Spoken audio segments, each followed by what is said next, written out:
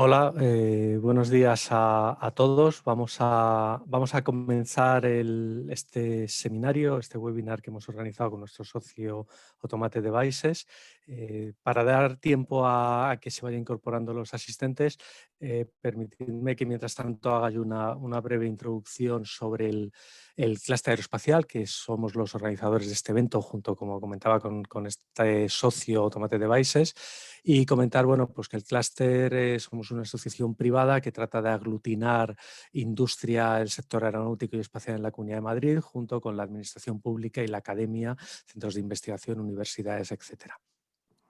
El sector es muy relevante, aglutinamos por encima del 60% de la industria aeronáutica y más del 90% en la industria espacial, y el contar con las grandes empresas, con empresas medianas, con pymes, con reflejo de toda la cadena de suministro unido a universidades de prestigio, centros de investigación, pues hace que seamos un actor de relevancia en este sector.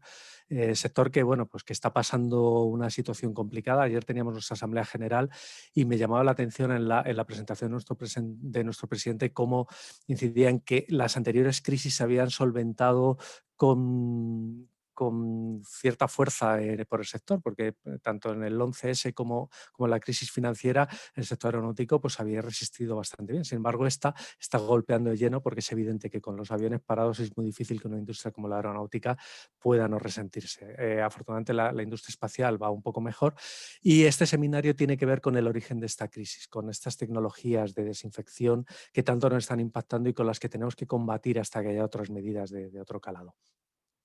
Permitidme destacar que tenemos ya un calendario de actividades para nuestros socios o para nuestras entidades adheridas. Quiero poner hincapié en un evento de networking que hemos organizado para el próximo 6 de noviembre, donde todos nuestros socios están invitados a participar. Queremos que haya el mayor conocimiento de lo que cada una de las empresas e instituciones asociadas hacen para fomentar ese espíritu colaborativo que tenemos.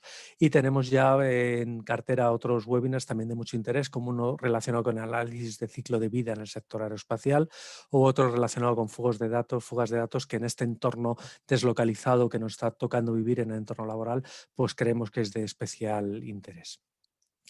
Nada más, permitidme que os introduzca al ponente, que es Mauro García, es el CEO, el fundador de la empresa Automate Devices, y me he permitido a él no pedirle una bio para no tener que leerla, porque bueno, le conozco desde hace años y es una de las personas a las que más admiro por diferentes aspectos.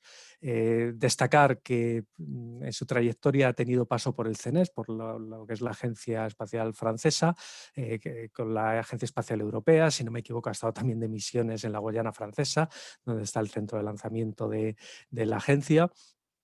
Y después de muchos años enfrentándose a muchas tecnologías, pues hizo algo.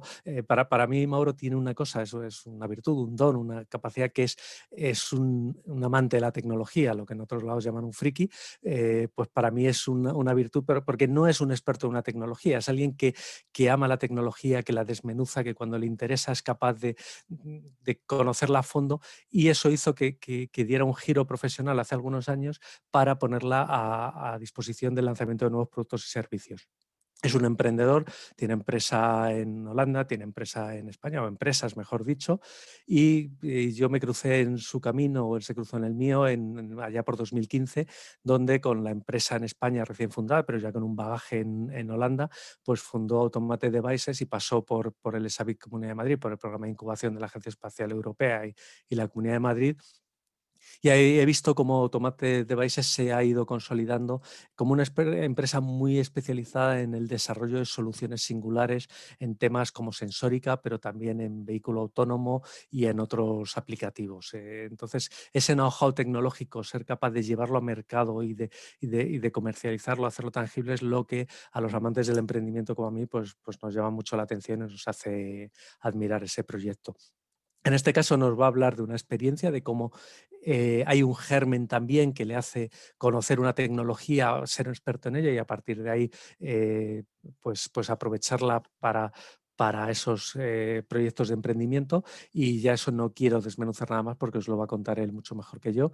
Entonces, nada, Mauro, agradecerte infinitamente tu disposición, tu voluntad, tu deseo de compartir esa experiencia, que es algo a lo que invitamos a todos los socios del clúster, a que utilicen el clúster para dar a conocer sus proyectos, sus experiencias, y nada, todo tuyo.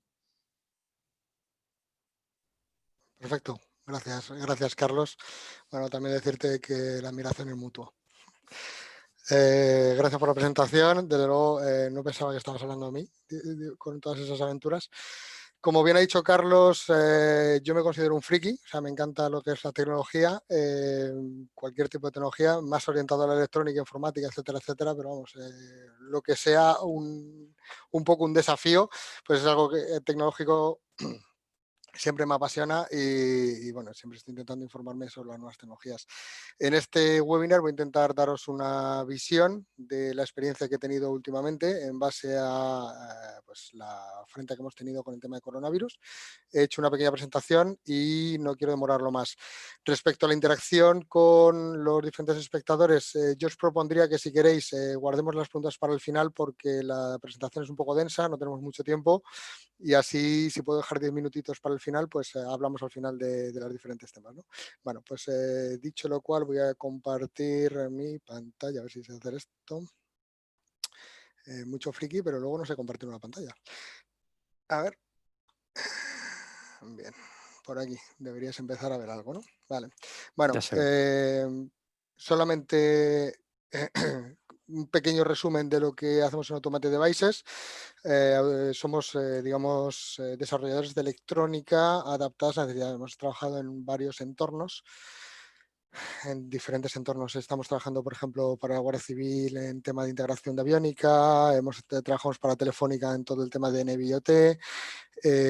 Bueno, no sé, se me ocurren cientos de proyectos, entonces, bueno, siempre estamos sobre las últimas tecnologías. Ahora estamos con un sistema que vamos a presentar también con la monitorización del aire. Vamos, un proyecto con el que entramos en el ESAVIC hace ya bastantes años, 2015, y que, bueno, que todavía llevamos y que, bueno, está teniendo su desarrollo empresarial. Para entrar un poco en materia, vamos a hablar un poquito de lo que es el coronavirus y la manera de infección que tiene, ¿vale? Esto ha ido evolucionando con el tiempo. Al principio pensábamos que el contagio indirecto. Ayer leí una noticia del Heraldo de Aragón que se hacía eco de un ensayo de laboratorio y dice que más del 75% de los contagios se producen por aerosoles, ¿vale? Los aerosoles es algo que todavía la OMS no estima como medio de contagio fundamental, y eso es gran parte de los problemas, que no hemos sabido atajar las medidas de acuerdo con o poner las medidas de acuerdo con los medios de contagio. ¿Por qué ha sucedido esto? Bueno, pues esto sucede porque muy pocos virus se transmiten por medios de aerosoles. Entonces, como digamos que el porcentaje que existe de contagios realizados por aerosoles es tan pequeño en el mundo vírico, digamos, en general, es algo que se estima totalmente. Luego hay otros problemas que son la medición de los virus en aire. Luego lo referenciaremos a ello cuando hablemos de carga viral. Pero quiero enseñaros unos cuantos vídeos de situaciones, son todas simulaciones. A mí me gusta mucho este vídeo porque este vídeo se creó en abril. Este es de la Universidad de Osaka. Entonces, este vídeo lo crearon en abril y para que veáis un poco ya, digamos, qué visión tenían los japoneses en aquellos tiempos a través de, bueno, el vídeo es mucho más largo, pero de la manera en la que el coronavirus se propagaba en el ambiente, ¿vale? Aquí tenemos una persona que entra en un recinto, estornuda o tose. Hay otras personas, entonces muestra un poco los diferentes tipos de gotículas, las microgotículas o gotas grandes que van a esto, pero cómo los aerosoles, en la segunda parte, cómo los aerosoles se propagan en el ambiente. Al cabo de unos 10 minutos, tiene los aerosoles repartidos totalmente por el ambiente. O sea, estamos todo el tiempo en una habitación cerrada respirando las babitas de los demás, por decirlo de una manera sencilla, ¿no? Esto, como digo, esto data de abril y estos son simulaciones hechas a través de análisis realizados con diferentes métodos de espectrometría con láser para la detección de cómo se propagan este tipo. A ver, estas gotículas estamos hablando de tamaños muy pequeños, alrededor del micrómetro, etcétera. Es decir, que no se ven a simple vista, pero sí se pueden, digamos, analizar.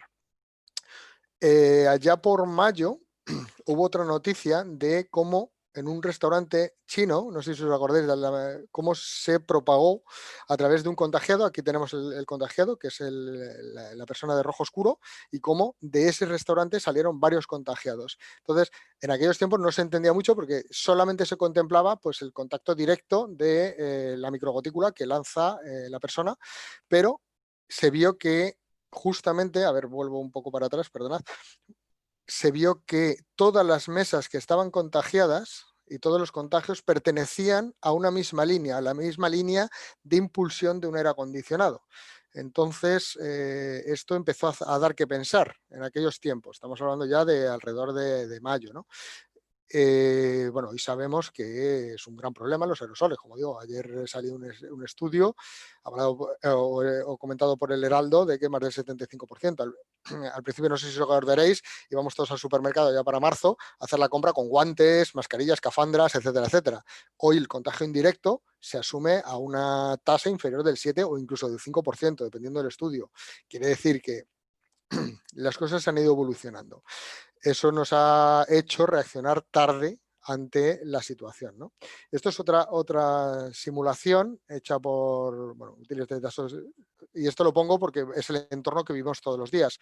Cómo unos colegas de trabajo están comentando una situación y cómo se reparten un poco las diferentes gotículas y aerosoles en el ambiente cuando alguien está trabajando. Veis cómo la riegan a la pobre chica, pues la han duchado en ese momento y cómo esto es un ambiente de trabajo y hay que tener mucho cuidado con el tipo de fluctuaciones. Vemos que lo del codo, por ejemplo, simulación del codo.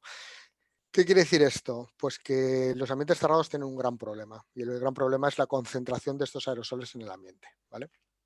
Entonces, estos vídeos son simulaciones de casos que han ido, espera, antes de lanzar la siguiente slide. Entonces, esto son simulaciones, pero son simulaciones basadas en datos de más o menos casos reales.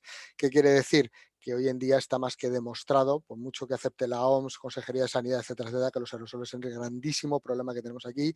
Ya se están haciendo eco por el tema de las ventilaciones, pero las ventilaciones suponen varios problemas y uno de los problemas fundamentales es el frío y la lluvia. No vas a abrir cuando tienes 0 grados fuera, ¿no? Entonces tenemos un problema de eficiencia energética brutal. Voy a hacer un poco los siguientes. Esta es la situación que tenemos ahora mismo. Unas tasas de contagio brutales en la Comunidad de Madrid, en toda España y casi toda Europa. Y tenemos que encontrar los medios para ir contrarrestando este avance de la pandemia, ¿no? Da la casualidad que me encontré por azar con este boletín. Este boletín data de 1918. ¿Vale? En 1918, el gobernador Andrés Alonso López, por intercesión del doctor, creo que lo pone por ahí, pero no se lee muy bien, pero esto lo podéis encontrar por internet. Esto es real, ¿eh? En 1918 ya se narraba, y estamos hablando de la gripe española, o mal llamada gripe española, y narro un extracto del mismo. Asimismo, recuerdo que la infección se propaga por las gotitas de saliva que despide el que habla, tose, etcétera, etcétera, a nuestro lado, al ser respirada los que le rodean, si está enfermo o convaleciente, que se abstenga en consecuencia de permanecer en lugares cerrados, mal ventilados, donde se reúne mucha gente, como tabernas, cafés, etcétera, etcétera, ¿vale? Hay que ponerlo un poco en el ambiente de la época, ¿vale? Hace 102 años ya se tenía constancia de cómo se transmitía la gripe española. 102 años después, con todos los avances tecnológicos que ha habido, no hemos avanzado apenas, porque la pandemia se propaga de una manera brutal. No se han puesto los medios y ya no es un problema político, es un problema, yo creo que hasta humano. A mí se me ponen los pelos como escarpias cuando leo estas cosas, de cómo la gente antes era casi más lista de lo que somos ahora. Bueno, como voy a buen ritmo, me voy a enrollar un poquito más sobre la carga microbiana, ¿vale? Aquí lo importante es mantener siempre, como digo abajo, es tener una carga microbiana o viral en este caso, si hablamos de coronavirus específicamente, baja. ¿Por qué? Todos tenemos un sistema inmunológico y nuestro sistema inmunológico está preparado para afrontar diferentes niveles de carga.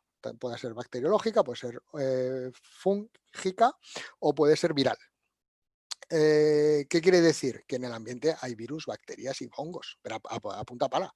Hay cientos de colonias de formación o ciertos de unidades de formación de colonias bacteriológicas en el ambiente y lo estamos respirando de manera continua y nuestro sistema inmunológico se encarga de luchar contra ello y nos cogemos infecciones sistemáticas. Cuando esta carga viral o bacteriológica empieza a subir, llega un momento en el que no es capaz nuestro sistema inmunológico de luchar contra ello. A partir de ese momento nos cogemos la infección. Esa infección va aumentando digamos, las consecuencias de la infección va aumentando tanto en cuanto la carga viral es mayor que nosotros aceptamos. Digamos, la infección es mayor, puesto que la carga viral es mayor y nuestro sistema inmunológico no da abasto para ello. A ver, tampoco soy un biólogo, ¿eh? Seguramente algún médico o algún biólogo de microbiología tendrá algunos detalles que decir, pero es más que nada para centrar el tiro, ¿vale? Entonces, ¿qué es lo más importante que tenemos que hacer para luchar contra esta pandemia? Es disminuir de manera sistemática esa carga viral. Si tenemos una carga viral que está por debajo de nuestras capacidades de inmunología, automáticamente el sistema funciona. El sistema funciona y no nos contagiaremos. Pero tenemos un problema, que es cómo medimos la carga viral en el ambiente. Hoy en día es apenas imposible medir carga viral. Hay diferentes sistemas para medir carga microbiana, pero los virus escapan muchas veces a estos sistemas. Los sistemas, aquí he referenciado unos sistemas clásicos, que son los sistemas que se están utilizando ahora mismo para hacer el análisis de muchos productos y dispositivos que se están utilizando para la lucha contra la carga viral, para desinfectar o esterilizar. Y, por ejemplo, uno de ellos son las placas de Petri. Las placas de Petri lo que consiste es en un recipiente plástico sobre el cual se inyecta a través de una aspiración y exposición, se inyecta aire, o sea, se le impulsa aire, bueno, depende del entorno, depende de una serie de cosas, pero bueno, digamos a 50 litros por segundo o por minuto, quiero decir. Entonces, a partir de ahí, todas esas bacterias se quedan impregnadas dentro de la placa de Petri, es un cacharro redondo, no sé si se está viendo la cámara, pero más o menos de ese tamaño. Es muy fácil, tenéis muchos vídeos en YouTube que os pueden referenciar de cómo se hace esto. Y a partir de ahí y de esa absorción, tú lo puedes poner a cultivar y se empiezan a generar colonias. Entonces, en base a las colonias, tú sabes cuántas unidades formadores de colonias tenías y a partir de poner a funcionar dispositivos y mecanismos que tengan carácter bactericida, viricida o biocida, pueden empezar, estas cantidades de colonias va disminuyendo, se llaman las reducciones, esto se mide en log, en logaritmos en base 10, y tenemos el log 1, log 2, log 3, dependiendo si disminuye el 90%, 99, 99,9. Bueno, a lo que voy es que hay varios, pero cuando vamos a los virus se comportan de manera diferente. Es complicado. Bacterias y hongos es fácil, bastante sencillo medirlos, incluso por determinación directa en el microscopio. ¿Por qué? Por el tamaño. Luego haré un foco sobre el tema dentro del mundo de los filtros. Una bacteria, pero para encontrar el tamaño del virus, por ejemplo, del SARS-CoV-2, del coronavirus que nos afecta ahora, necesitamos un microscopio electrónico de altísima potencia y aún así ha habido muy pocas imágenes que se hayan obtenido porque es extremadamente complicado. Son muy pequeñitos estos virus y la determinación directa por microscopio no se puede. Método de turbidez también afecta a bacterias a través de también luz ultravioleta tipo A, etcétera, etcétera. Pero con los virus tampoco funciona. Entonces, tenemos un problema serio en la determinación de la carga viral en el ambiente. Es un problema que existe y que, hablando con las diferentes empresas con las que nosotros trabajamos para todos estos asuntos, dicen que los virus es uno de los campos más complicados de tomar mediciones por su comportamiento, su tamaño y su manera de reaccionar con los sistemas estándar, ¿no? Entonces están inventando nuevos sistemas para controlar la carga viral. Fácil controlar la carga microbiana y hacer testeos contra la carga microbiana cuando hablamos de bacterias y hongos. Virus no es lo mismo. Entonces, pero es importante, lo más importante es que el objetivo siempre es de disminuir al máximo esa carga viral para que nuestro cuerpo sea capaz de luchar contra la infección que nos está llegando. Como información, un virus, un solo virus del SARS-CoV-2 puede producir, utilizando los mecanismos de una célula humana de reproducción por meiosis, puede producir entre 10.000 y 100.000 copias de sí mismo, ¿vale?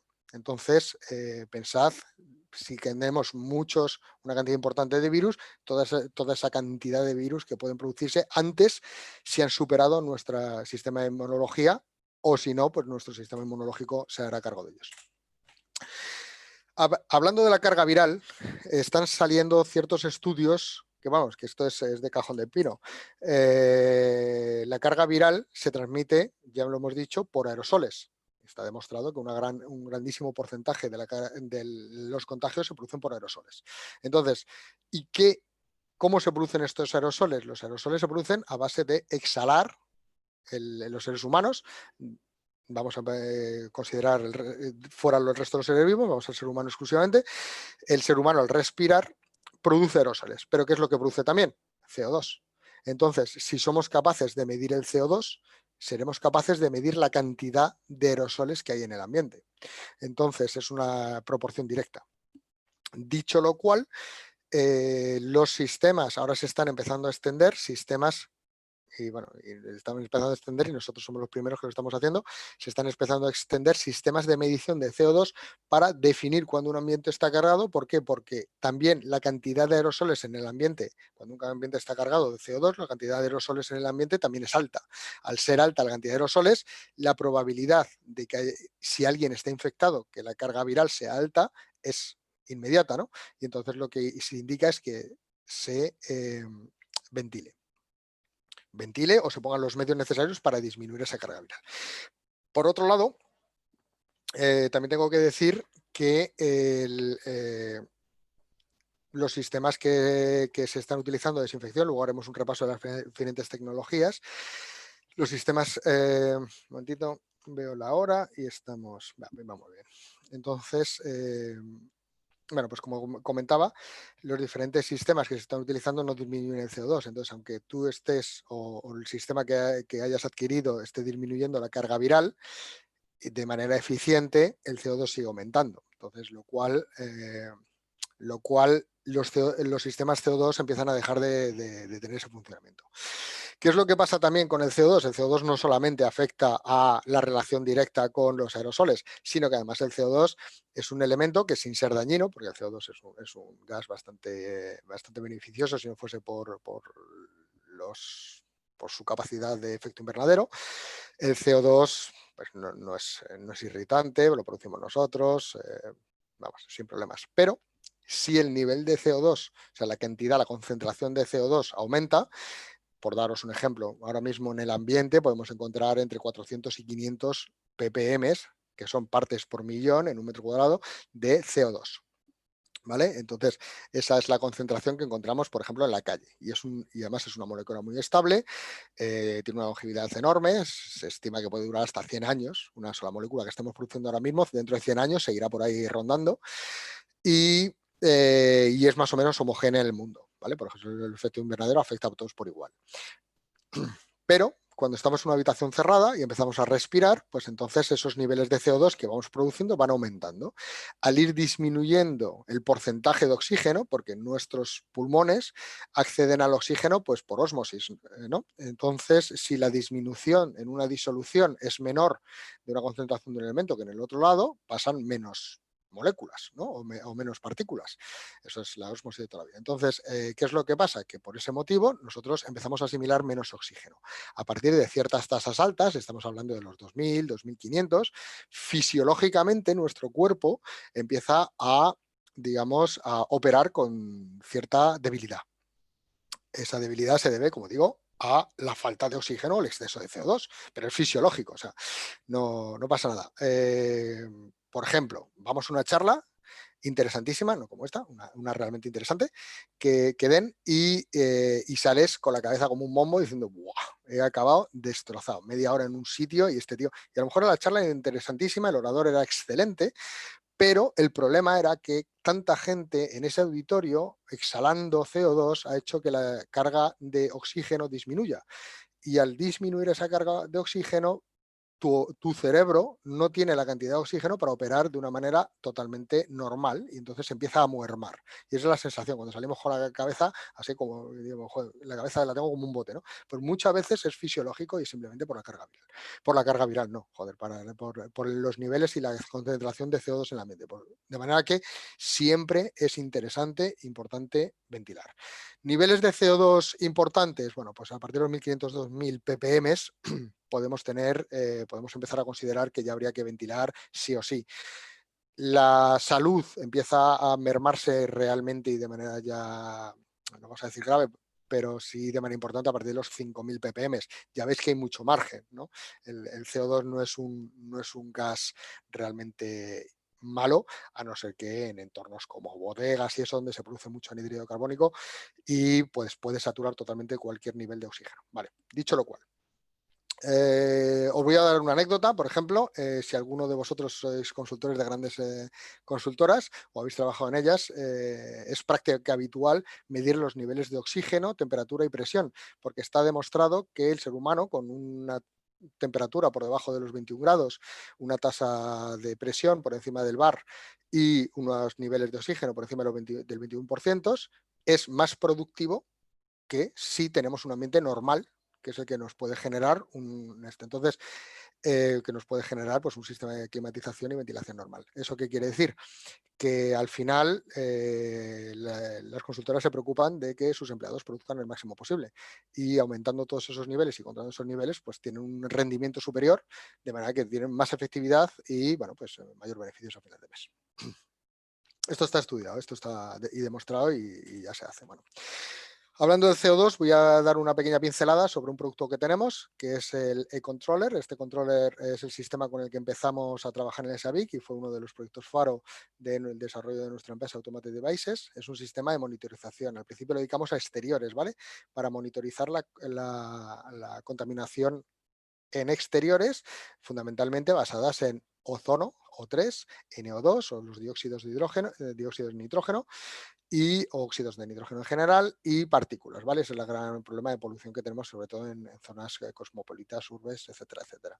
Lo adaptamos de varios sistemas de comunicación y, bueno, hemos trabajado con Telefónica, hemos trabajado con la MT, instalamos encima de la MT, pero vemos que la polución en exteriores todavía le falta, digamos, un poco de concienciación pública.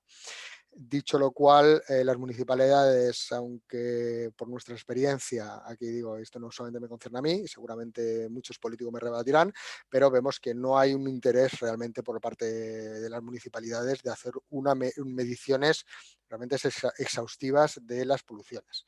Es mejor no saber si tenemos un problema a contemplar el problema y tener que buscar una solución.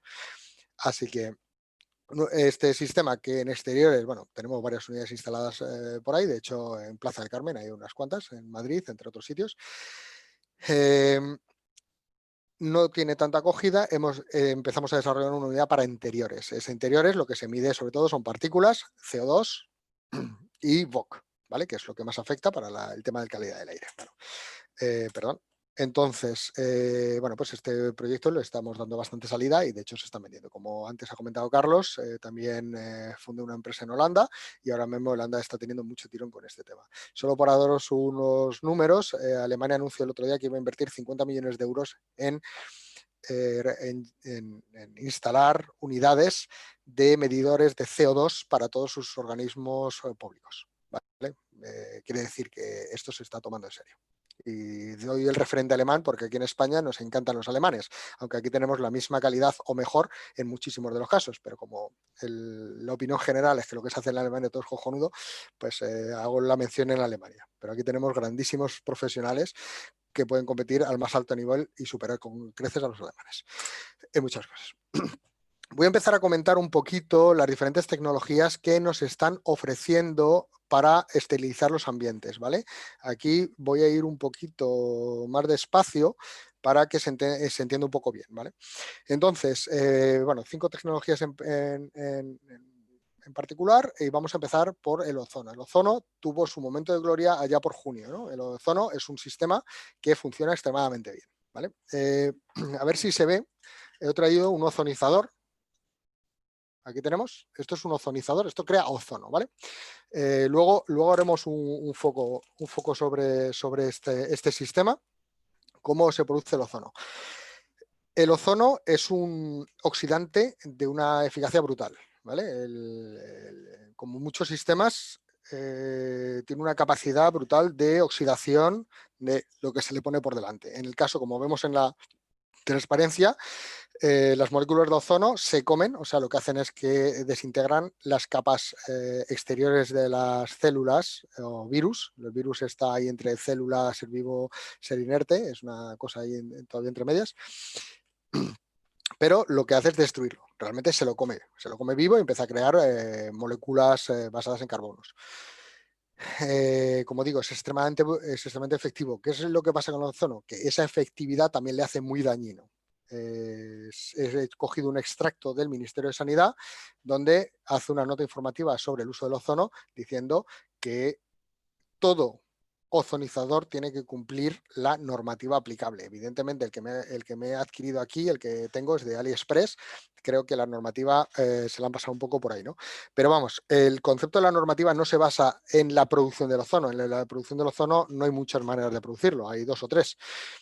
El tema es cómo se utiliza sobre todo y qué empresas nos venden y hacemos uso del ozono. Puedo contar multitud de anécdotas que me han pasado últimamente de empresas que compran ozonizadores y que luego no saben qué hacer con ellos porque se dan cuenta del peligro que pueden hacer correr a todos sus empleados. Igual que oxida a las células, a los virus y bacterias, también oxida las células humanas, o sea, no hace distinción, y eso quiere decir que es un acortamiento enorme de la vida. En grandes cantidades es incluso dañino. En cada uno de los sistemas he hecho una pequeña tabla.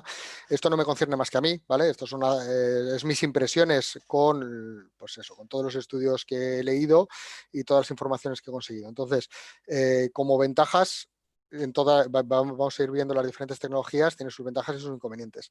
Las ventajas, pues que como digo, es muy efectivo y tiene unas aplicaciones que la han tenido toda la vida y que siguen teniéndolas. Por ejemplo, se utiliza muchísimo en entornos de piscina. ¿Por qué?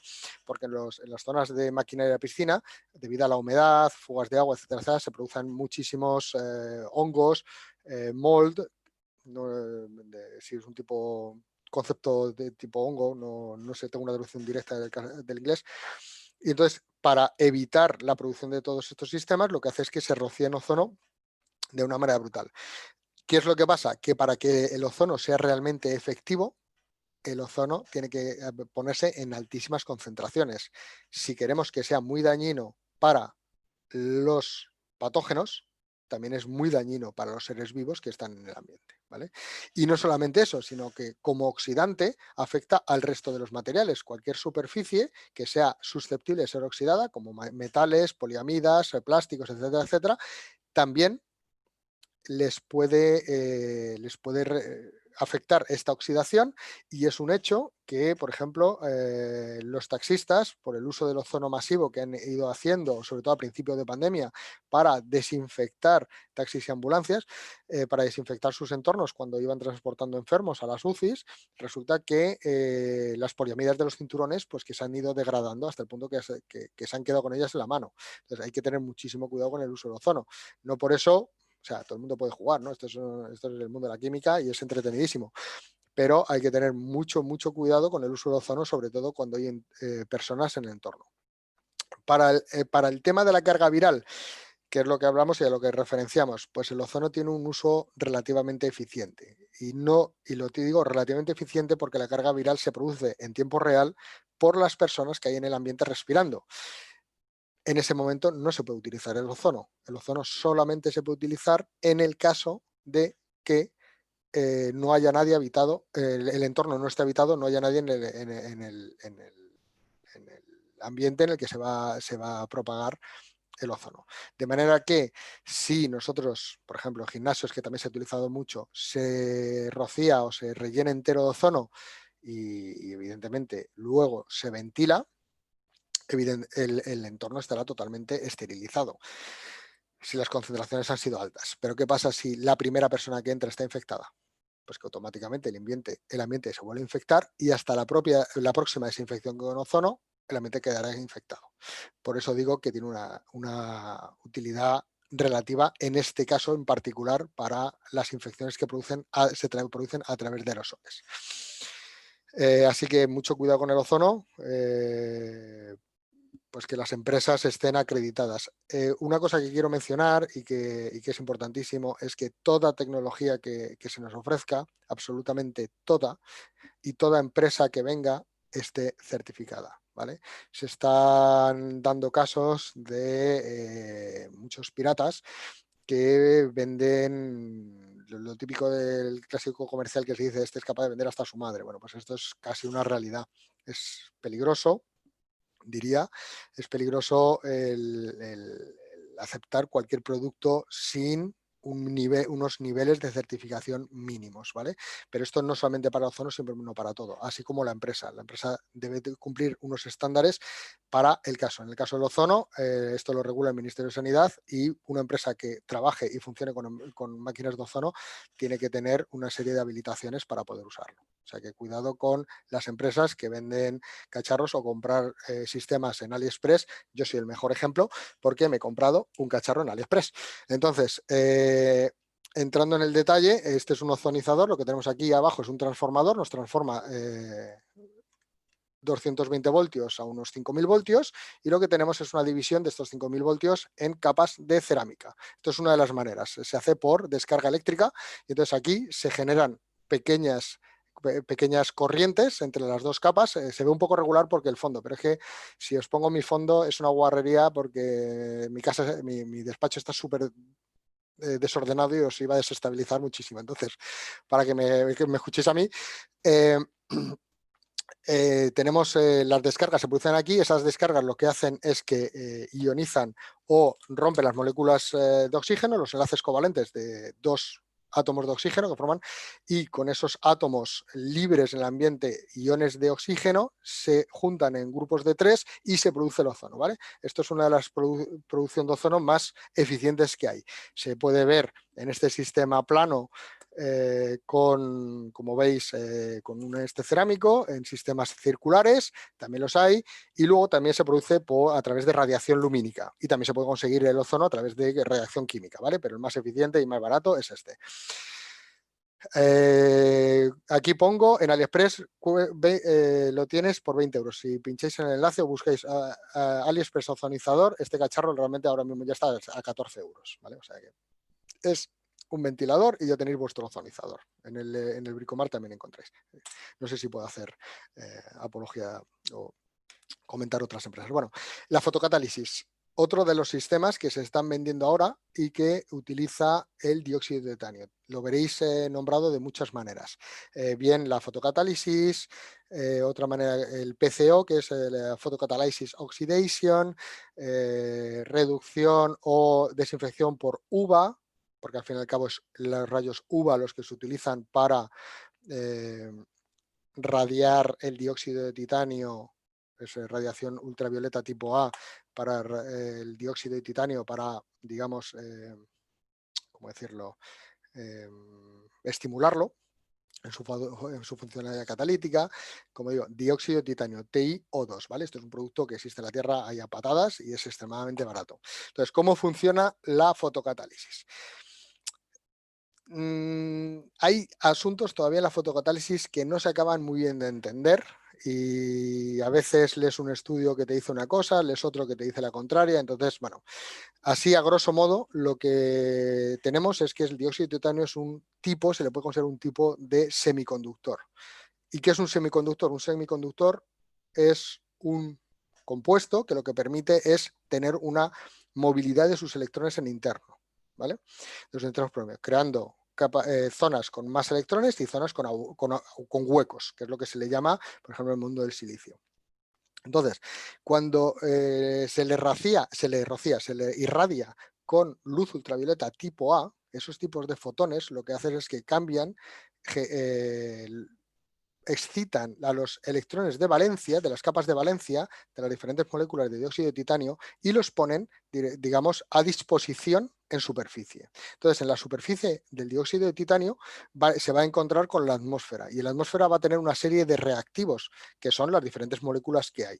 Por ejemplo, NO2, y en el caso del dióxido de titanio reaccionando con NO2 a través de la radiación solar, se utiliza mucho para ¿cómo se llama esto? Desvirtuar las moléculas de NO2 y mejorar la polución en las ciudades, ¿vale? Esto es un hecho, ¿eh? Esto se utiliza, y se utiliza el NO2, el dióxido de titanio se puede comprar en botes, te lo venden, no es muy caro, creo que está a unos 100 euros el litro, algo así, de dióxido de titanio, y tienes para 10 metros, 15 metros cuadrados, ¿no? Entonces, se puede comprar y lo pintas y directamente es una capa de dióxido de titanio. Dicho lo cual, por ejemplo, el auténtico funcionamiento de la fotocatálisis del dióxido de titanio es que genera iones hidroxilo. Antes habíamos hablado del ozono como molécula oxidante. Bueno, pues el mayor oxidante de la Tierra, la molécula que más oxida, es el ion hidroxilo, ¿vale? Es brutalmente oxidante y reacciona absolutamente con todo. Entonces, esas moléculas de hidroxilo se generan cuando una molécula de agua roza esos electrones que han quedado libres, rompen esa molécula de agua y generan el ion hidroxilo, y se queda por ahí colgando un ion hidrógeno, ¿no?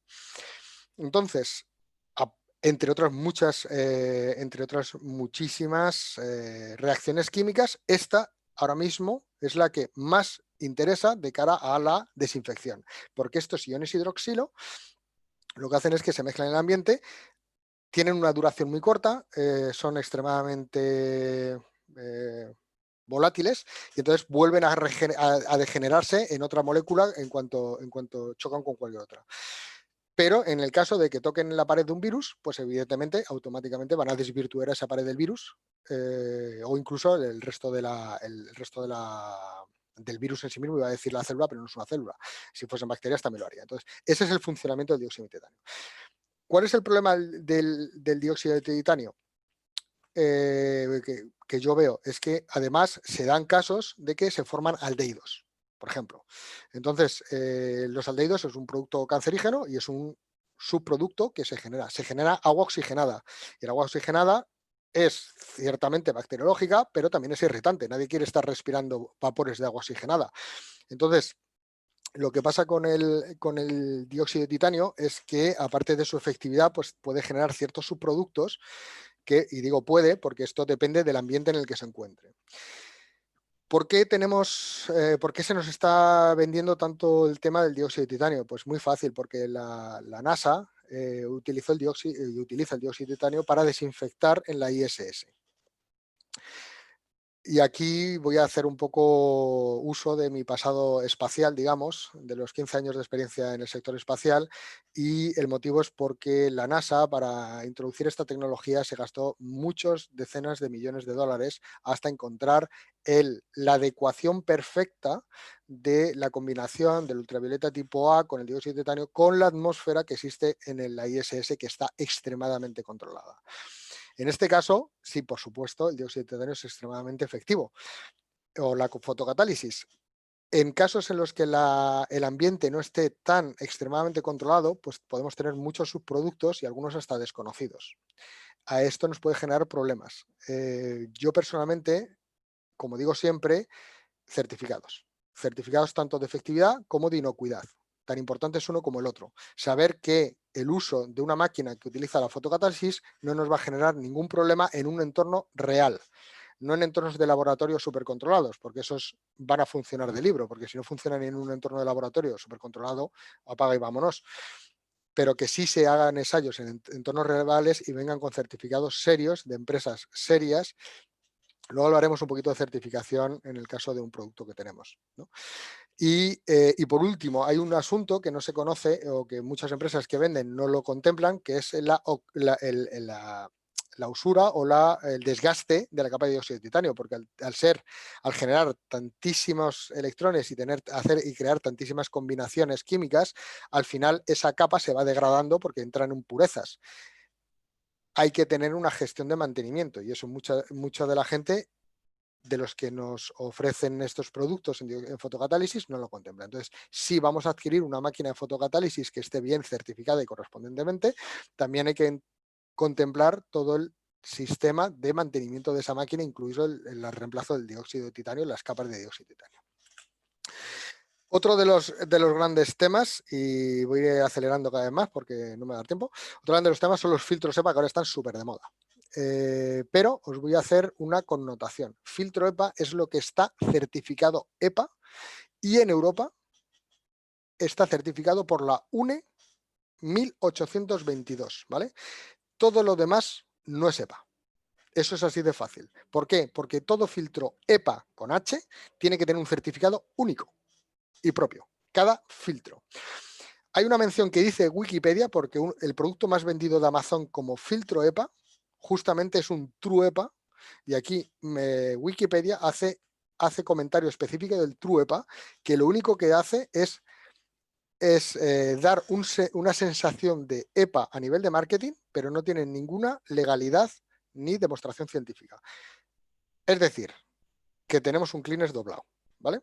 Entonces, es muy importante, si nos vamos a orientar a la compra de un filtro para la intercepción y filtración de partículas biológicas, virus, etcétera, etcétera, que sean EPAs certificados de H13 en adelante.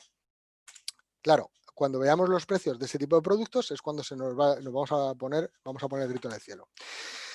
También hay una cosa y es que a nivel virológico, como es muy difícil controlar la carga viral puramente de virus por el tamaño de los virus, es muy difícil saber si los EPA funcionan. De hecho, no hay demostraciones físicas a nivel de filtros que se demuestre esto, porque muchas veces no sabemos ni si existen. Y en el caso del CoV-2, el SARS-CoV-2, todavía menos, ¿vale?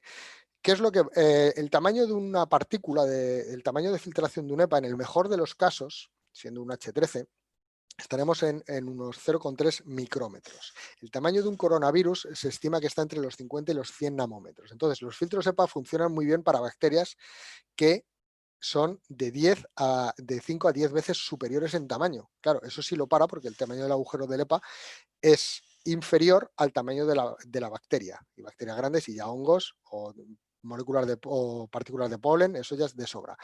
Pero en el caso del coronavirus, al ser tan pequeño, sería, si fuese solamente el virus, que ya sea, digamos, en algunos estudios se empieza a contemplar que puedan ir los virus sin gotículas, es como que te pare el túnel del metro, te bloquee a ti por tamaño. ¿Vale? Entonces es algo que no pasa. Sí puede ser que vaya con una gotícula y la gotícula la pare, pero eso es un problema también porque el filtro se va a colmatar a base de gotículas, o sea, entornos en los que los virus pueden crecer y las bacterias. Le estás dando un entorno de alimento a virus y bacterias, de manera que estás creando una zona de cultivo para virus y bacterias y la gestión de esos filtros colmatados es algo que tampoco digamos que se está documentando suficientemente, pero puede ser un problema. En el caso de la ventilación industrial, de zonas cárnicas, etcétera, etcétera, la gente que trata estos filtros colmatados van muy protegidos a nivel de EPIs con escafandras, etcétera, etcétera. Pero como digo, lo más importante es que siempre que compremos una máquina, y en el caso de los filtros EPA, corresponda con la normativa UNE 1822, que es la que regula todo el sistema de filtrado, ¿vale? Que no nos dejemos vender juguetes a 150 euros de Amazon, porque eso ni es EPA, ni filtra, ni nada. Por penúltimo, vamos a hablar de la ionización. Aquí quiero hacer una mención especial sobre diferentes tipos de ionización. Vamos a ir primero en una ionización simple, y luego voy a hacer algún comentario sobre la ionización bipolar que está, la ionización bipolar que está empezando a salir con temas de plasma, de conceptos de plasma frío, etcétera, etcétera. Bueno, un ionizador, ahora mismo un ionizador simple, como el que vemos en la presentación, está alrededor de los 2-3 euros y lo único que hace es cargar las partículas del ambiente electrostáticamente. ¿Qué hacen estas partículas cargadas electrostáticamente? Absolutamente nada.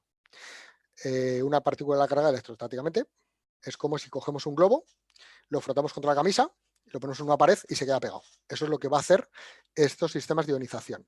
Delante de un filtro va a permitir que el filtro gane en efectividad porque va a ir a pegarse contra las paredes, pero se va a pegar contra las paredes del filtro de retención, pero se va a pegar durante unos momentos, porque el globo va a ir perdiendo su carga electrostática y va a volver y va a caer o va a subir si lo tenemos lleno de aire y va a retomarse y digamos que va a reentrar en la atmósfera, ¿no?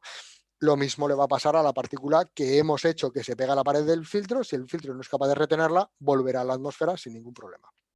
Entonces, este tipo de ionización, como digo, es absolutamente, lo único que hacemos es llenar de gotelé las paredes, de gotelé de partículas y virus y bacterias, para que luego vuelvan.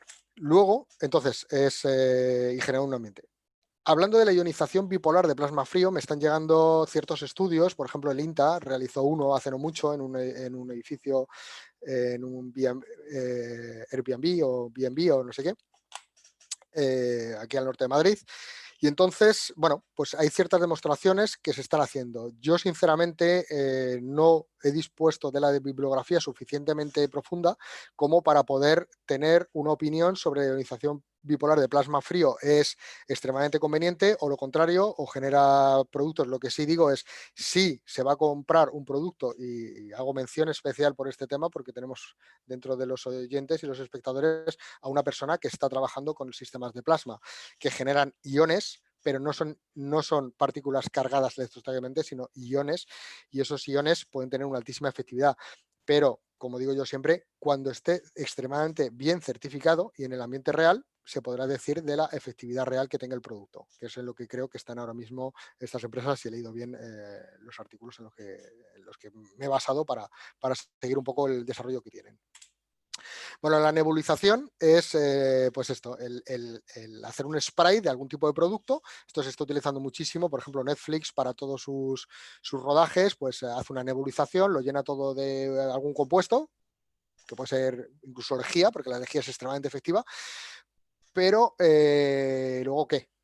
Pues lo pasa como el ozono. Tú nebulizas, desinfectas el ambiente, viene alguien, te lo infecta y ya está. Y ya hemos vuelto a la casilla de partida, ¿no? Entonces, la nebulización, y se están vendiendo, hay un producto americano que dicen que es revolucionario, que no sé qué, bueno, pues que tengamos claro que certificación y adecuación a nuestro sistema e inocuidad, ¿vale? Por último, dentro de este capítulo, quería hablar de la luz ultravioleta, radiación directa, ¿vale? La de luz ultravioleta se está utilizando muchísimo y es extremadamente efectiva si tenemos bien contemplada la potencia de radiación, ¿vale? ¿Qué quiere decir? Que la luz ultravioleta radia y al radiar emite, voy a hacer un alto sobre la luz ultravioleta y os explicaré por qué. Voy empezando a correr un poquito porque ya vamos casi fuera de tiempo. Vamos a ir directamente a la historia de Automata Devices. Automata Devices es una empresa, me he dejado Mauro, no hay problema en alargarnos algún minuto, ¿eh? Yo creo que vale, merece la pena que lo cuentes bueno, con detalle. ok. Van a ser unos pocos minutos más. Bueno, como voy a reincidir en el tema de la luz ultravioleta, pues me salto un par de slides y así, aunque sea cortamos 2 o 3 minutos. En colaboración, en colaboración con mi actual socio, montamos Sanity Air, que es una empresa que bebe un poco de también el saber hacer de Automated Devices. La historia de la creación de Sanity Air viene porque, y os voy a contar aquí la chapa de la boleta de cebolleta. Cuando empezó marzo, hice venir a mi familia, bueno, yo soy de Madrid, yo soy del barrio de Prosperidad, pero de un pequeño piso, y esto es donde están mis padres, y ahora mismo vivo en Boadilla, en una casa un poco más grande, ¿no? Entonces, teniendo sitio para mis padres, dije, y viendo la que se venía en marzo, dije, veniros para casa y ya veremos cómo va ocurriendo, pero por lo menos estamos en familia. Resulta que el viernes, que a continuación de impedir o bloquear los colegios o anular el sector de educación, la Comunidad de Madrid, mi mujer y la chica interna, la cuidadora que tenemos para los niños en casa, dan las dos positivo. Dan las dos positivos, dan las dos fiebre, ¿vale? Fiebre y síntomas que en su momento eran dudosos, ahora mismo son muy claros de lo que era un coronavirus. Entonces, ese día las aislé de sus habitaciones, Eva tiene su habitación particular, mi mujer la aislé en otra habitación independiente que tenemos, con su cuarto de baño, y durante 28 días no nos vimos. Nos lo vimos más que para darle una bandeja de comida, o sea, no las maté de hambre, solamente las dejé ahí un poco encerradas y en cuarentena. Mi padre tiene riesgo 150% de morir, sí, y más en aquellos tiempos, si cogía el coronavirus, porque eso tiene obesidad, problemas de tensión, asincronía, arritmias, asincronía cardíaca, arritmias, apneas, o sea, el hombre le ha cogido todo. Entonces, ese día regamos mi madre y yo la casa en lejía, de hecho tengo un montón de temas estropeados por el tema de la lejía, y empecé a invertir en compra de productos para solventar la crisis. Desde ahí empezó mi pasión por la desinfección. Y compré, pues eso, los ozonizadores, compré muchas lámparas ultravioleta, compré hasta respiradores, empecé a comprar respiradores manuales, me construí mis propios respiradores, botellas de oxígeno, oxinómetros, bueno, me equipé aquí como si fuese una UCI, verídico. A una de las empresas que más le compré, una empresa catalana, que me dijo, oye, hemos estado hablando, tenemos cierta amistad con La Vanguardia y frikis y locos como tú no hay muchos, entonces me dicen los de La Vanguardia si te pudiesen hacer una entrevista, y la entrevista es esta que os pongo aquí, si ponéis La Vanguardia, Mauro, pues automáticamente os sale este artículo donde narro un poquito mis primeros pinitos, esto creo que data de abril, mis primeros pinitos en el mundo de la desinfección contra coronavirus, ¿vale? Al tener 24 horas al día y yo soy una persona que duerme poco, pues me dio tiempo a muchas cosas porque no podía hacer otra cosa. Entonces, gracias a ello empezamos también a crear Sanitier.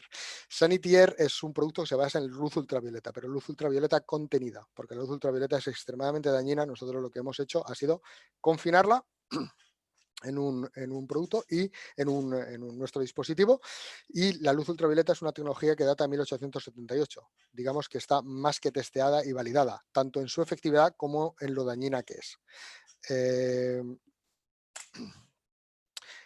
Os voy a hacer un pequeño vídeo de la unidad que se ha creado para, de la línea Sanitier para luchar contra el coronavirus. Entonces, este es el producto totalmente metálico, es extremadamente simple, pero extremadamente simple. El primer prototipo lo hice yo en mi garaje, como los de HP, pero en cutre. Lo que tiene es una lámpara ultravioleta con su balastro. Las lámparas ultravioletas son lámparas que cualquier sistema de ultravioleta tipo C, ¿vale? La lámpara ultravioleta está en su interior, tiene un ventilador que hace forzar la aspiración y propulsión del aire en su interior, y dos filtros de carbono activo. Los filtros de carbono activo filtran, como se ve aquí, pero más que su función de filtrar es de opacidad, ¿vale? Los filtros de carbono activo garantizan que la luz ultravioleta no sale fuera. ¿Y eso por qué? Porque utilizamos los mejores filtros de carbono activo casi que hay. Hemos comprado todos los productos que compramos son europeos. Igual que con mi control, igual que con casi todos nuestros productos, hemos decidido desde hace tiempo olvidar la industria china, tanto de producción como de manufactura, para centrarnos. Es cierto que los productos salen un poco más caros, pero tenemos una garantía de seguir siendo, digamos, autónomos en cualquier circunstancia, pase lo que pase. Y esta realidad que nos ha abocado el coronavirus o la pandemia de COVID, nos hemos dado cuenta de que tendríamos que ser más autónomos en el modo industrial. Entonces, ¿qué es lo más importante que hemos hecho en nuestro producto? Primero, la eficacia, lo llevamos a testear, y luego la inocuidad. Es muy importante que todo producto, y lo digo ya por tercera o por cuarta vez, que todo producto que se compre venga bien certificado, tanto en su eficacia como en su inocuidad, que no nos vaya a generar daños mayores que lo que nos pueda generar el coronavirus. Hacer un pequeño foco en lo que es el ultravioleta y cómo funciona, ¿vale? El ultravioleta tipo C es la radiación lumínica que está totalmente a la izquierda del espectro lumínico, como vemos aquí, pegando casi con los rayos X, ¿vale? Bueno, esto normalmente el VC se asume toda esta franja de los 100 a casi los 300 nanómetros de longitud de onda. ¿Por qué eso es tan extremadamente eficaz? Porque en los 264 nanómetros entra en resonancia las moléculas de los nucleótidos. Lo que venía a ser, los que nos acordemos todavía del COU, la adenina, tiamina, citosina y guanina. Entonces, la luz ultravioleta, al inyectar fotones en estas moléculas, empieza a resonar, las carga de energía, y llega un momento que las divide, las disgrega. Eso hace que se rompa el código genético y que la bacteria o virus le impida su replicación, ¿vale?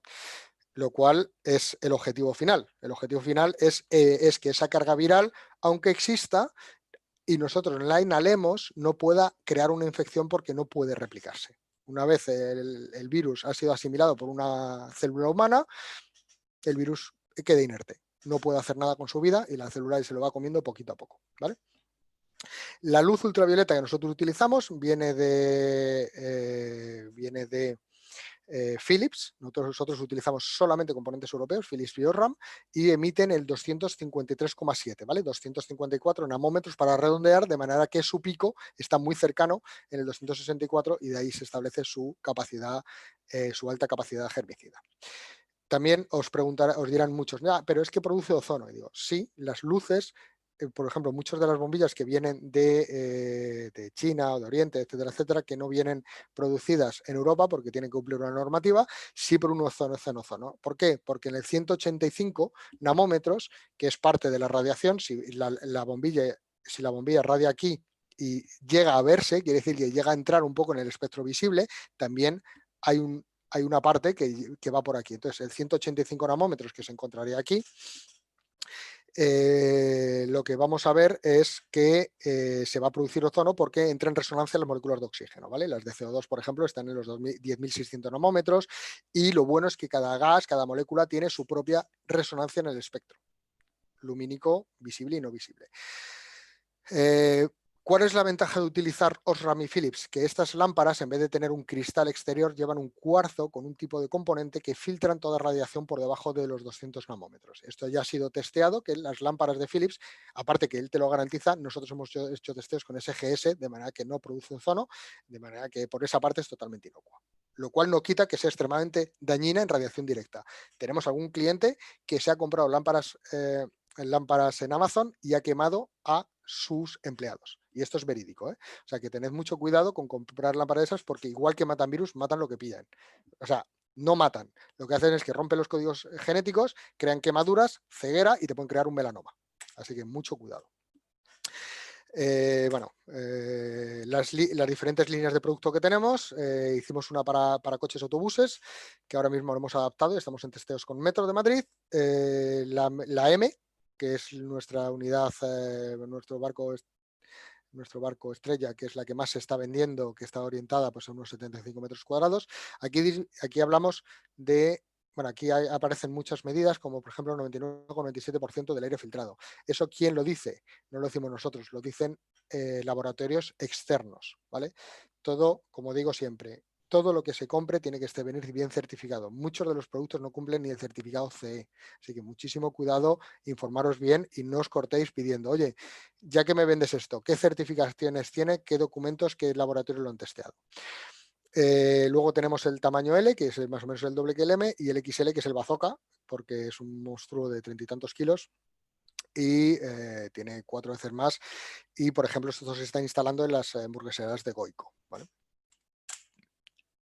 Hablando de normativa, tenemos todas las normativas obligatorias que son para los CES, evidentemente, la directiva de máquinas, baja tensión, compatibilidad electromagnética, pero en el caso del ultravioleta, específicamente, nosotros hicimos pasar desde el principio, antes de nuestro primer prototipo, la contrastamos contra la 12.198, que es la seguridad de máquinas, no me daba tiempo, no me da para escribirlo aquí, la podéis buscar, seguridad de máquinas de emisión de radiación.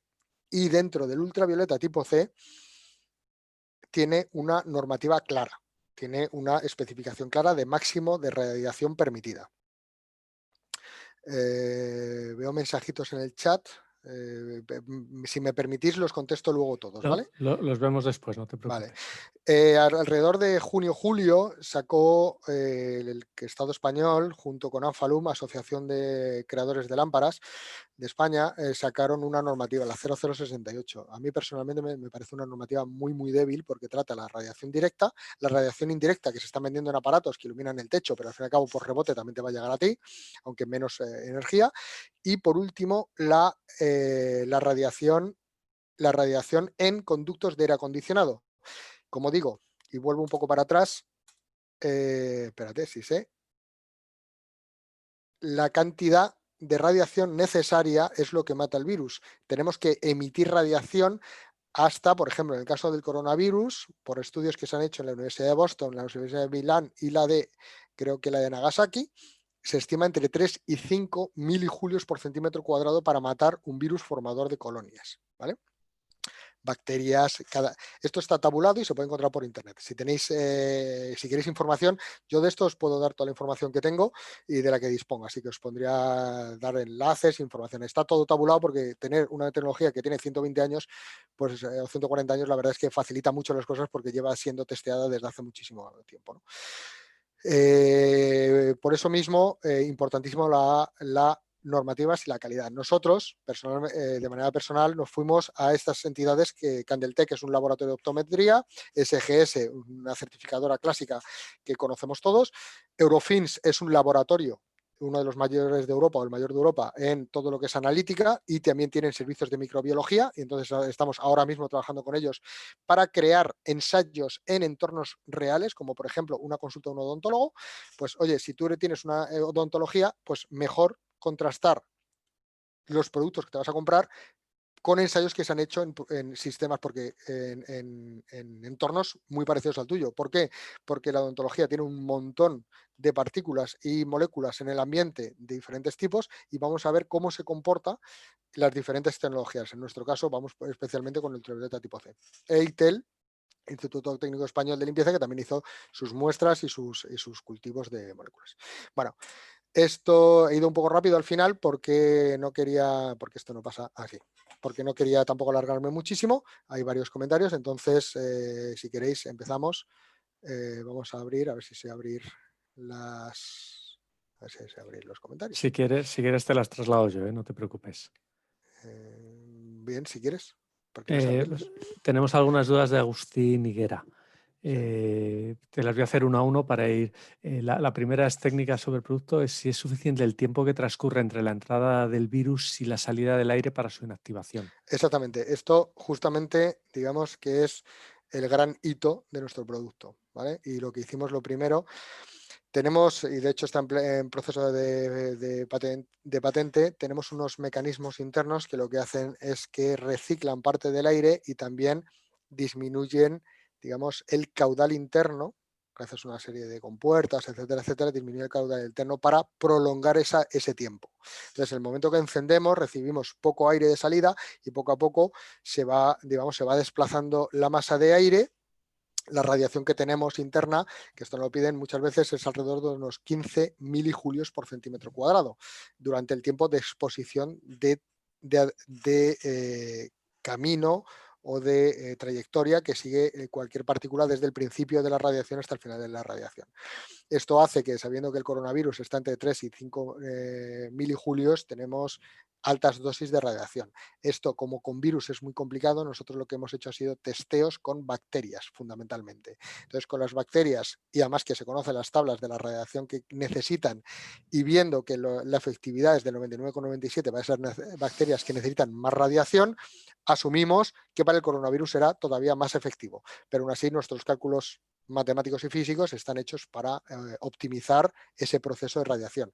Entonces, la respuesta es sí, pero digo, esto es muy difícil de calcular, de manera que más que si os ofrecen un producto, y hay varios productos en el mercado, no somos los únicos, por supuesto, hay otros productos en el mercado que os van a ofrecer este tipo de cacharros, no vayáis, oye, cuánto radia, cuánto no radia, sino dame un certificado. O sea, ¿qué certificados has hecho?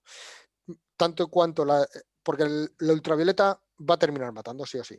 ¿Me entiendes? O sea, va a ser a más alto grado de eficiencia o menos, pero va a terminar desactivando las diferentes partículas o microorganismos.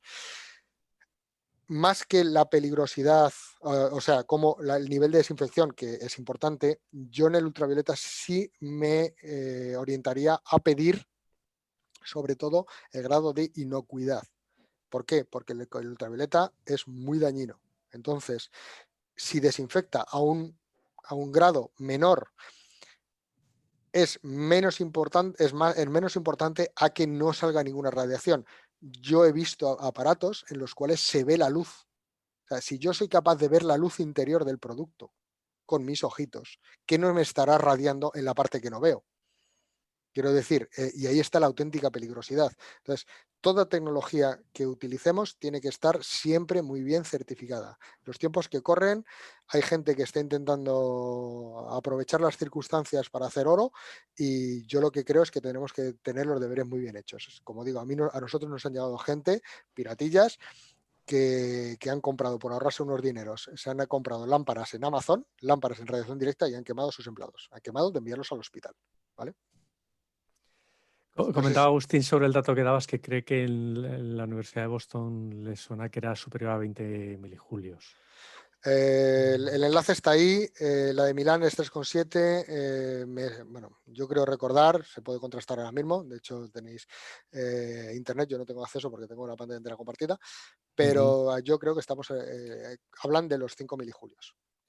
En cualquier caso, como has dado el acceso a poder compartir información y Sí, todo, sí, pues por lo supuesto, podemos tenéis mi validar. mail, mi número de teléfono y yo encantado además de tratar este tipo de asuntos con las diferentes personas. Agustín lanzaba otra pregunta que tiene que ver con el origen de los componentes. Que comenta si la producción de Philips la realiza en Europa o en sus fábricas de China. No, en Polonia. Philips produce en Polonia y Osram produce en Italia, norte de Italia. Ajá. Según vienen certificadas en las lámparas. Luego, si luego te la compran en China y te la meten dentro de la caja en Polonia, eso ya no te lo puedo decir porque no he seguido el recorrido de la lámpara. Pero sí te digo que se ha hecho testeos de ozono y esos testeos de ozono, que para mí es lo primordial, es muy importante también basarnos en tecnología. Hay tecnología europea para crear este tipo de cosas. De hecho, no es extremadamente complicado, lo que pasa es que tienes que tener un volumen importante de venta de productos para generarlo, pero la tecnología es muy sencilla y ya funcionando decenas de años, o cientos. También Agustín preguntaba, afirmaba si esas lámparas van a 253,7 nanómetros. Justo.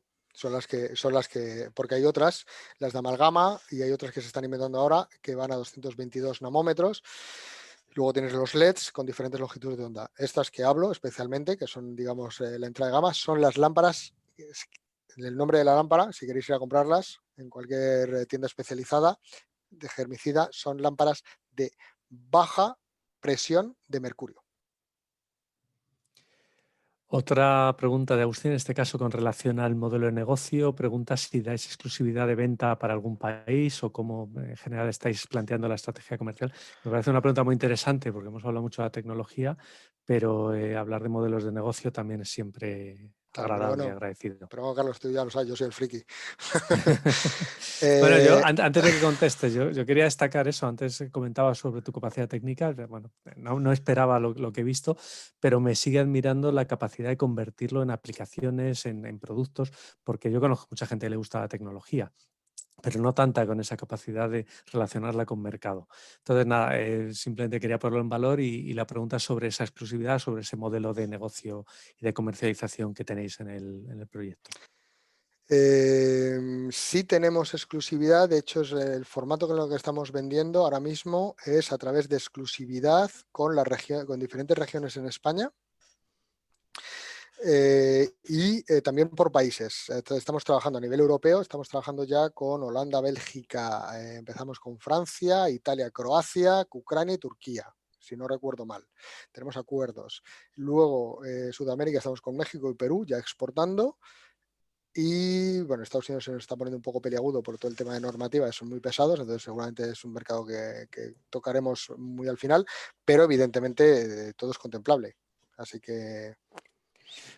Ahí Agustín deja su número de teléfono, te lo facilitaremos luego por si acaso para poder hablar, para ampliar información, con lo cual se lo haremos llegar a Mauro. Y yo tenía alguna pregunta más, muy rápido, porque nos estamos yendo de tiempo, pero me parece muy, muy interesante. Una, ¿cómo de accesible es esto? Has hablado de referencias, no digo el precio de venta, pero sí que he visto que tenéis modelos para vehículos más pequeños, más grandes. ¿Estamos hablando de algo accesible o solamente accesible para Bueno, grandes empresas? Como... a ver, bueno, a nivel de precios te puedo decir, porque vamos a sacar la tienda online esta semana la que viene. El Ujú. precio de la unidad M, si quieres me voy a las unidades.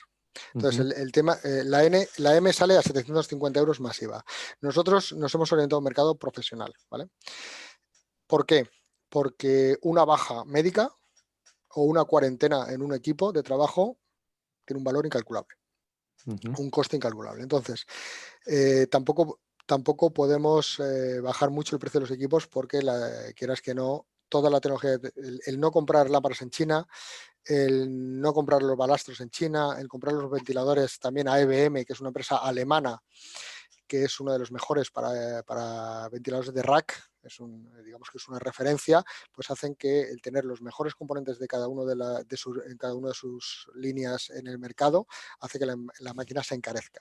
Pero hemos primado ante todo la calidad y la garantía y mantenimiento de por vida. Si vamos cambiando la bombilla de vez en cuando, el balastro cada 2-3 años y el ventilador cada 10, tendremos máquina para el resto de nuestra vida.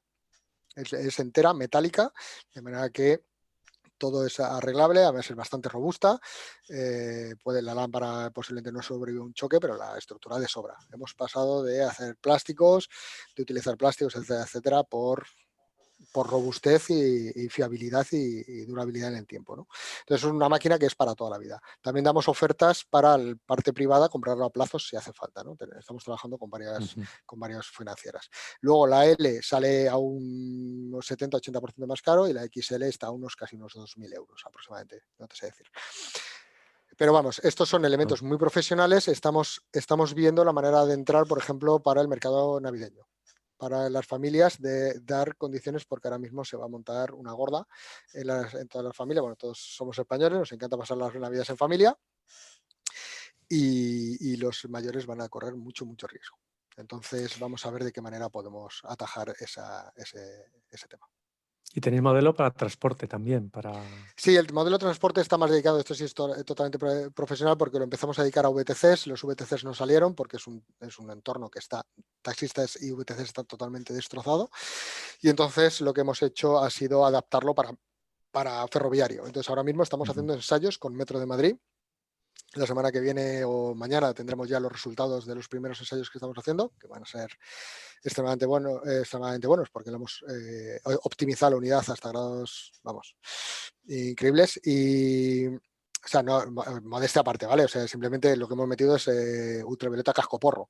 Y entonces, con poco flujo, ahí la cantidad de radiación vamos a estar en muchas decenas, sino algún centenar de milijulios internos. Entonces, es que se lo come todo ahí dentro, para ir sobradísimos, porque si alguien ha trabajado con Metro tendrá la experiencia de que son un poco, a lo mejor, llamémoslos tiquismiquis, de una manera así simpática, porque realmente son duros en sus maneras de contemplar la tecnología. Yo personalmente, viendo lo que están gastando las empresas en todo lo que tiene que ver con prevención, con minimizar riesgo para sus trabajadores, bueno, pues este tipo de soluciones son totalmente... Sí, hemos intentado hacerlas practicables. O sea, no ponernos... Hay competencia que lo vende a 3.000 euros, ¿eh? Y nosotros estamos ahora pendientes de una certificación sanitaria. O sea, podríamos empezar a vender ya a hospitales para sistemas hospitalarios, no solamente para salas de espera, que eso ya tenemos unidades instaladas en varios hospitales y clínicas, sino para lo que es el sistema hospitalario para tratamiento, por ejemplo, en UCIs y del aire, en UCIs y eso. Estamos pendientes de sacar una certificación sobre el tema. Nuestra unidad es suficientemente buena para eso. Lo que pasa es que lo que no queremos es que gastemos tanto en certificación que tengamos que subir el precio. Al final tienes un ten con ten. Perfecto. Además, el aplicativo es claro, es entornos de trabajo donde se comparten, donde hay esos riesgos asociados a los aerosoles. Os voy a lanzar la última pregunta, si no tenemos ninguna más de la audiencia, y con eso cerraríamos. Está con la parte de correlación de aerosoles y CO2. Entiendo que, por lo que yo he entendido, la medición directa de carga vírica es muy complicado y lo que se busca es la correlación con indicadores que sean técnicamente factibles, asumibles, y que en este caso además nos dé datos no solo de carga vírica, sino en este caso, el propio CO2. Esa es la filosofía de controles, ¿no? El medir y correlar para hablar de probabilidad de carga vírica. El asunto es que a partir de ciertos niveles de CO2 siempre es salubre, o sea que es sano, el bajar, el abrir, el ventilar. En todo caso, aunque sea solamente por el CO2.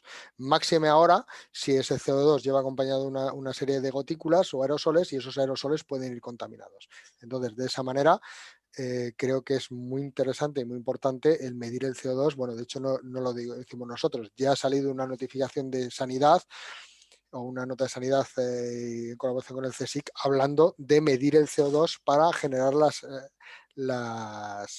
digamos, las ventilaciones oportunas. Luego se les empieza a ir un poco la olla pero en el documento, pero dejémoslo que apuntan en el sentido correcto, aunque la implementación luego sea un poco complicada de ejecutar. Y eso es lo que nosotros intentamos satisfacer a través del e-controller y un medio online que sube los datos a una plataforma desde la cual puedes recibir alertas en el móvil, etcétera, etcétera. Perfecto, pues si no hay ninguna consulta más, nos hemos excedido un poco del tiempo programado, pero creo que la temática lo merecía. Solo me queda agradecerte, Mauro, porque el grado de detalle excedía lo que habíamos hablado en su momento. No pensé que fuera a ser una presentación tan profunda y con ese análisis tan en detalle de las diferentes alternativas, diferentes tecnologías. Y al resto de la audiencia, si alguien quiere coordenadas de Mauro, bueno, de hecho las acaba de poner con permiso de Mauro aquí en el chat. Si no, puede contactar con nosotros para lo que necesite, dado esa accesibilidad que nos ha mostrado. Y recordar, tenemos otros webinars para todo nuestro ecosistema en breve ya programados y tenemos una actividad de networking específicamente para nuestros asociados. Pediros que nos sigáis en las redes, en la web, para que todo lo que hagamos tenga el mayor eco posible y llegue a todos los interesados. Y muchísimas gracias a todos y a Mauro en particular. Muchas gracias a todos también. Gracias. Carlos.